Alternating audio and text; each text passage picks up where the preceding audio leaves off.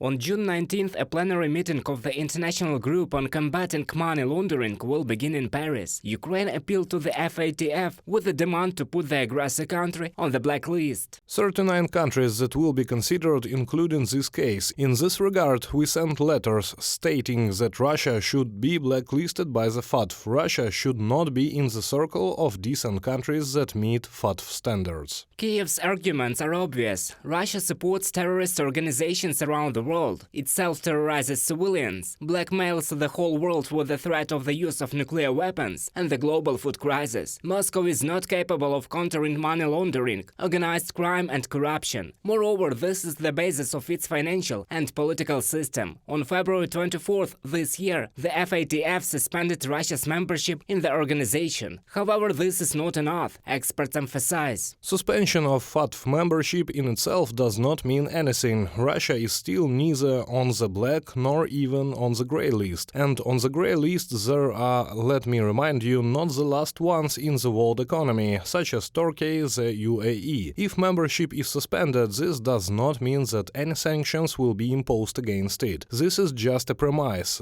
There are only 3 countries in the world on the blacklist, and Russia could hypothetically become the 4th. The blacklisted high-risk countries currently include North Korea, Iran and Myanmar. There will be tighter control over transactions that will be carried out by the Russian Federation and other countries of the world. Accordingly, it will be difficult for Russia to attract any financial resources to its country. This is a huge blow, first of all, for the citizens of Russia, who are used to vacationing in Europe, in Turkey, the United Arab Emirates, because they will have a problem at least to pay for a vacation at a hotel. The inclusion of a country on the FATF blacklist has a significant impact on its economic and financial stability. Simply put, this is a kind of outcast stigma that the civilized world avoids doing business with. This will significantly undermine Russia's trade with other countries. This means that any transactions of legal entities in Russia will require additional verification. It will be easier for financial institutions to refuse. The blacklist is what we are striving for. We insist on it, and we believe that we have enough reason. Russia is trying to exert political pressure on its commercial partners, the Ukrainian finance ministry says. Moscow requires them to oppose Kiev's initiative. However, the office of the president of Ukraine is confident that the allied countries will make the right decision. The Russian Federation, as a terrorist state, a country that finances terrorism and commits terrorist acts against civilians, must be systematically punished. One of these steps is the exclusion of the state from the FATF, which Russia is very afraid of after suspending its membership earlier. Andriy Yermak, head of the office of the President of Ukraine, on Telegram.